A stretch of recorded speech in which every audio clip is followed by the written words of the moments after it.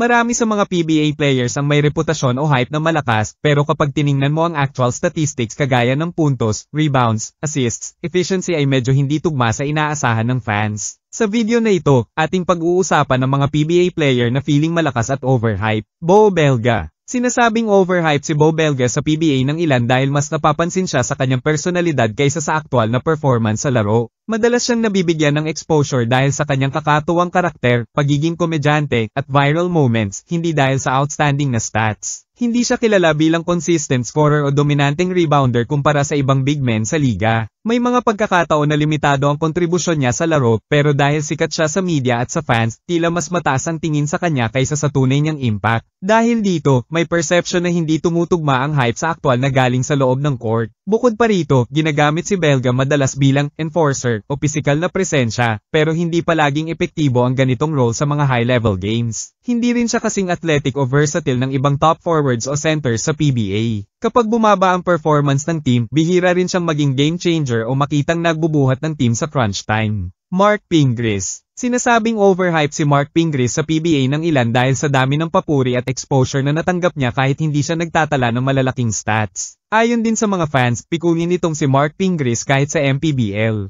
Sa kabila ng reputasyon niya bilang defensive specialist, hindi siya palaging nangunguna sa rebounds, blocks, o ibang key defensive metrics. Ang kanyang scoring average ay mababa rin kumpara sa ibang power forward sa liga, kaya may mga nagsasabing hindi sapat ang kanyang numbers para ituring na superstar. Malaki rin ang naging papel ng media sa pagbibigay pansin sa kanyang kwento, mula sa hirap ng buhay hanggang sa pagiging pambansang kamag-anak na mas nag-angat ng kanyang imahe sa publiko. Dahil dito, lumitaw ang pananaw na mas malaki ang kanyang pangalan kaysa sa aktual na kontribusyon sa court. Gayunpaman, hindi may kakaila na naging mahalaga siya sa mga championship runs ng San Mig Coffee at sa Gilas Pilipinas. Pero para sa mga kritiko, ang kanyang pagiging role player ay hindi sapat para sa antas ng papuri na karaniwang ibinibigay sa kanya. Sinasabing overhype si Raymond Almazan sa PBA dahil madalas siyang binibigyan ng malaking expectations bilang isang dominanteng big man, pero hindi palaging nasusukat ang kanyang laro sa performance niya sa actual na laro. Bagamat may taas at kakayahan siyang maging solid sa depensa, may mga pagkakataon na nagiging inconsistent ang kanyang kontribusyon lalo na sa scoring at rebounding. Minsan rin, ang kanyang emosyonal na paglabas sa laro ay nagiging sagabal sa kanyang team. Dahil sa hype na nakapalibot sa kanya mula sa mga fans at media, may mga kritiko na naniniwalang hindi niya palaging naipapakita ang buong potensyal na inaasahan sa kanya. Kaya para sa ilan, mas malaki ang expectations kaysa sa tunay na output niya sa court.